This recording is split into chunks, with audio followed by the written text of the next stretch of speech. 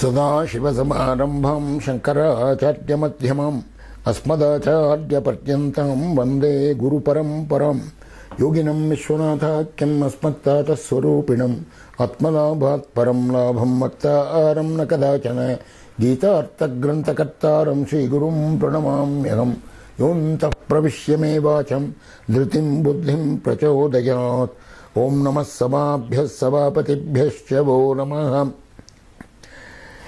Friends, we are doing Narayaniyam Shlokas part 7. We have done up to Shloka number 24 of our selections. Now, we will be taking Shloka number 25 now. This, along with Shlokas 24, 25 and 26, this is a practical Advaitic philosophy of action.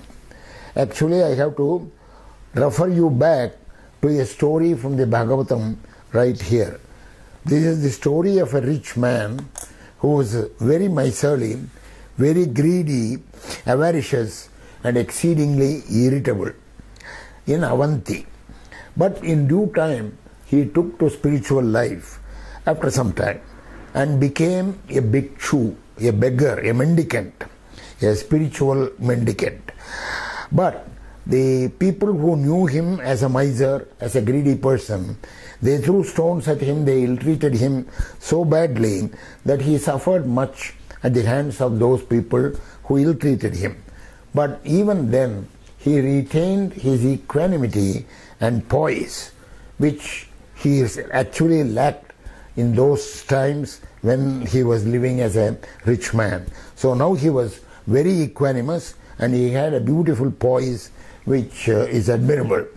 And this shloka talks how he attained his equanimity by sheer control of his mind. Kaschid klesharjitartha shaya vimalamatihi nudyamano janaugaihi pragevam praha vipro nakhalu mama janaha kalakarma grahavam cheto me dukkha hetuhu tadiha gunaganam bhavayat sarvakarit uktva shanto gataswam pradisha mama vibho tadrishim chitta shantim. This is actually a summary of chapter 23 of the 11th skanda of Bhagavatam, which has 62 shlokas.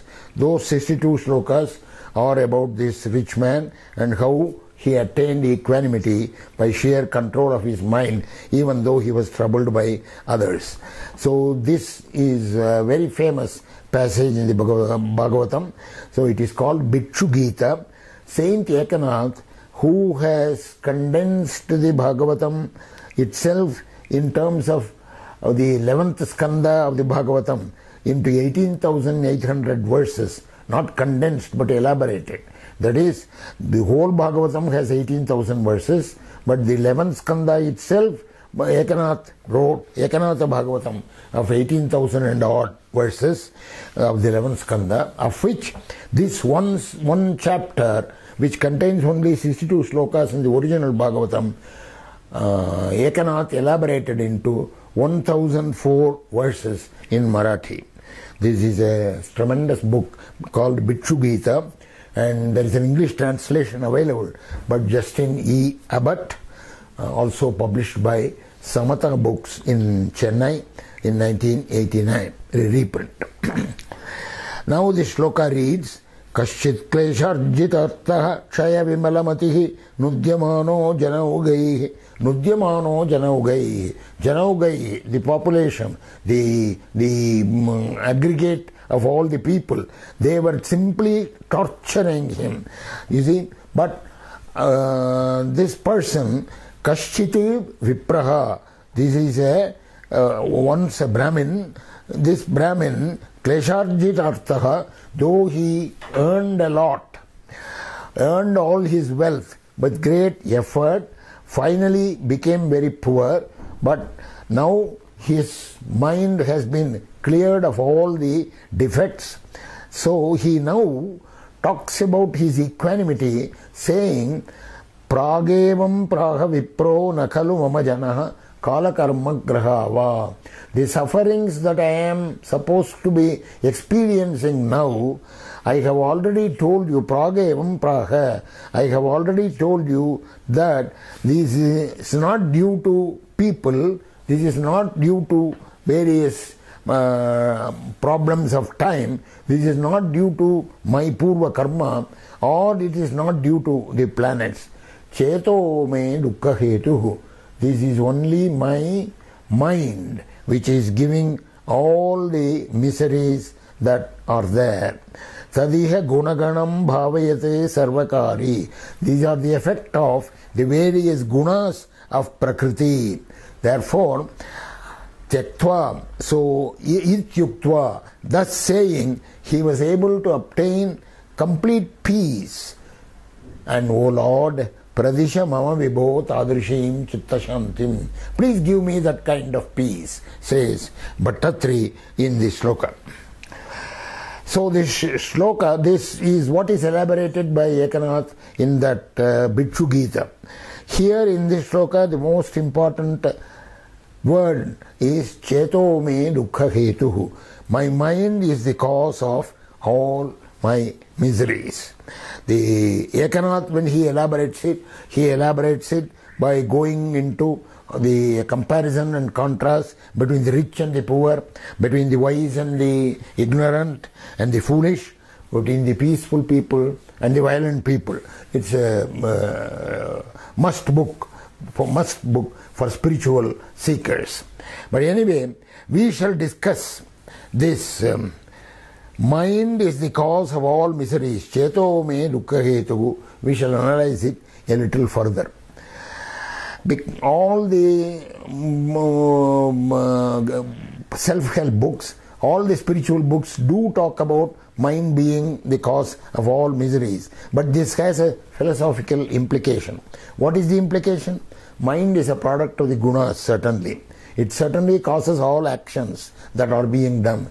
But the mind also superimposes these actions on the self. We think that I am acting, the self is acting. That is the philosophical implication. It is the mind again the cause of that kind of ignorant superimposition. So this has to be understood well. So let us do a little analysis. Now, mind is definitely more complex than the brain. Brain has all sorts of neurons and connections. In fact, science has not yet understood all the connections, and it is still doing research on this. Mind is something more subtle than the brain. What happens is, when the mind receives some impulses, these impulses from an outside object, the outside object is an aggregate of atoms and molecules. They reflect the light waves, they reflect the sound waves. This is what they do, and that creates a mental image. But the mental image has various aspects. The mental image has a form, a shape, a smell, you see, because it associates it with a smell, it associates it with a color, it appropriates a taste for that mental image, also a feeling of touch. So all these things are created by the mind. The outside object is there. What is the outside object? We are not discussing here. Actually, the outside object is nothing but a mental image, the mental image that it has created, plus an external something. That is the outside object. But we are not discussing the outside object here, because that is the subject of material science, other sciences. But here we are looking into the philosophical and the spiritual aspects of this scientific fact of a mental image. Now the components of this mental image, I told you, is color, taste, smell, all these things. These are created by the mind alone. These are supplied by the mind, in fact, because if you take molecules of sugar, if you take the molecules of sugar do not have any sweetness in them. The atoms of gold do not show any yellow color. The molecules of chloroform do not spread any odor. The molecules of chlorophyll do not give you any green color. So, but the color comes, the taste comes, and the odor comes from the mental image. They are all products of the mind. This is confirmed by the fact that we can reproduce the color, we can reproduce the taste, we can reproduce also the odor from a memory. Therefore, the external stimuli which create this mental image in our mind, if we carefully note it, they are not doing it haphazardly. They are doing it in a very systematic way, probably with a mathematical relationship, because the light variations of a particular wavelength creates only a definite color perception. The molecules of a particular structure, they only create a definite sensation of smell on the mucous membrane. The internal world of mind also has to be organized. When the external world is so precisely organized with a mathematical relationship and so on, the internal world of mind also should be so organized. But we don't seem to have discovered it. There's a long way to go. But the ancient Indians who have thought about all these things had some intuitional insights. These things are described in our Upanishads as well as in various scriptural texts. But they transcend all these logical understanding, because intuition can make a quantum jump which the logic cannot make. You see, it has to go step by step. The mind, of course, is a reservoir of activity. It gathers the stimuli and the sensations from outside, and then it puts them all together and then creates the image. In fact, the Brihadaranyaka Upanishad has talked about this and said that everything is due to the mind, is created, is the mind itself. Kama sankalpo, vichikitsa, shraddha, ashraddha, dhritihi, adhritihi, hri, bi, ityasat sarvam, mana eva, says the Brihadaranyaka Upanishad. What does it say? Kamaha, desire. Sankalpaha, determination. Vichikitsa, curiosity. Shraddha, faith. Ashraddha, absence of faith. Dhritihi, firmness of mind. Adhritihi, absence of firmness of mind. Hri, shame. Right? Sense of shame. Be, fear. Ityasate. So, whatever you think like this of the mind, activity of the mind, all these things are nothing but the mind. Without the association of the mind, no sense can know anything. The physical eye, the physical ear, they are all only locales of these senses. The mind receives the external stimuli through these locales. But the privilege of the mind, it has a privilege. What privilege does it have? It may or may not recognize it. It may receive a particular impulse from outside. It may recognize it or simply throw it away. It may or may not register it. Registering is the mind's prerogative. And where is this prerogative coming from? It is coming from its own vasanas. The mind has a structure, it has a composition, it has an inbuilt into it by the previous vasanas. So there is a certain raga, there is a dvesha, you see, attachment, passion, or hate, all those things are inbuilt into the mind. So the mind has the privilege to register the external stimuli or not, but once it registers, it decides to act or not to act. When it acts through the pranas, because the pranas are the ones which have the rajas factor dominant in them. Remember, the self itself is neither the doer nor the knower. Self is chit swarupa. It is present in the body. Because it is present in the body, the mind is active. The mind recognizes senses, stimuli from the outside world. The senses do their functions because of the presence of the Atman. So, the mind is the agent of the knowing function. Why is it the agent of the knowing function? Because it has the sattva factor in it and Atman is present in it. Similarly, the prana is the agent of the doing function because prana, the Atman is reflected in it through the manas and it has the rajas factor in it. So the prana does the actions. So all this discussion shows that it is the mind that is the cause of all the actions, all the feelings, all the sankalpa, all the determination, even to register an external stimuli and act or not to act, even that is a prerogative of the mind. So that is why the sum and substance is what is told by this shloka, that cheto me dukkha hetu. That conviction he was able to obtain, this Avanti gentleman, this rich man. And the shloka says, Shanto gatasthvam pradisha mama vibho tadrishim chitta shantim. Oh God, please give me that kind of shanti to me. Let me be that equanimous. That is shloka 25, one of the most important shlokas in Narayaniyam, not only in Narayaniyam, in the Bhagavatam also.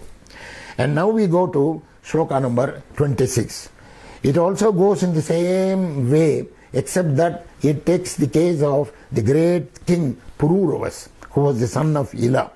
The shloka reads, Yelaf pragurvashim pratyati vivashamana sevamana shiram tam gadam nirvidya bhuyo yuvati sukhamidam shudrame veti gayan twadbhaktim prapya purna sukhataram acharate tadvaduddhuya sangam bhaktottam samkriyamam pavana purapate hantame chindirogan. Hantame chindirogan. O God, chindirogan, my diseases, please cure. Please eradicate my diseases from me. He always, whenever he comes to the 10th shloka of a Dashaka, he talks about this Chindirogan, cure me of my diseases. This shloka is the 10th shloka of Dashaka number 96 in Narayaniyam. In the Bhagavad Gita, we have the shloka, Name Bhakta Pranashyati. Name Bhakta Pranashyati. My Bhakta never perishes. My Bhakta never perishes does not mean my Bhakta will always be rich, will always have everything that he wants, all his physical needs will be satisfied. No, not that thing. Name Bhakta Pranashyati means my Bhakta will not be let down in the spiritual ladder that he is trying to ascend. So on the ascent, the spiritual ascent, whatever steps he has taken, whatever level he has reached, I will see that he does not go below that. That is the Lord's promise, and he has always kept it. So now the shloka says, Yelaf pragurvashim pratyati vivashamanaha sevamana shiram tam. Yelaha, the Pururavas king, Prag, once upon a time, Urvashim prati, he was mad after Urvashi, he lost his mind. Vivashamanaha sevamanaha chiram tam. He served her for long. Tam. Gadam nirvidya bhuyo. But suddenly, at a particular time, everything he threw away. He realized Yuvati Sukhamidam, Yuvati Sukham, the pleasure that one gets from the senses, from woman or sex, whatever, Yuvati Sukham, Idam Shudram, it is trash, it is nothing, Iti Gayan. So thus, understanding, thus singing Gayan, Tvad Prapya, he obtained a total dedication, a bhakti towards you. Prapya Purnaha Sukhataram Acharate. He moved about, he roamed about very happily. Tadvad Udduya Sangam. Like that, will you not eradicate my association, my bad association, and make me a Bhaktottamsam. Bhaktottamsam means the model of a Bhakta. Make me a model of a devotee. Kriya Mam Pavana Purapate, He Guru Ayurappa, Hantame Chindirogan. So, this is a definite prayer to the Lord to give us that kind of bhakti. I have told you already that the Lord never grants bhakti just like that unless you have that sense of dedication and that sense of intense bhakti. So these shlokas 24, 25 and 26 gives you the Advaitic method of realization as the goal and the process through bhakti to reach that. Bhaktya mam abhijanati, says the Gita. That is shloka number 26. We go to shloka number 27 in this session itself. We can do that. No jato जायमानोऽपि च समधिगतः त्वन्महिम्नो वसानं देवश्रेयांसि विद्वान् प्रतिमुहुरपि ते नाम शंसामि विष्णो त्वं संस्तौमि नानाविधनुतिवचनैः अस्य लोकत्रयस्यापि ऊर्ध्वं विभ्राजमाने विरचितवसतिं तत्र वैकुण्ठलोके no जातो जायमानोऽपि those who are born jayamanopi, those who are going to be born, samadhigatas tvanmahimno basanam. Nobody knows the end of your greatness, your glory.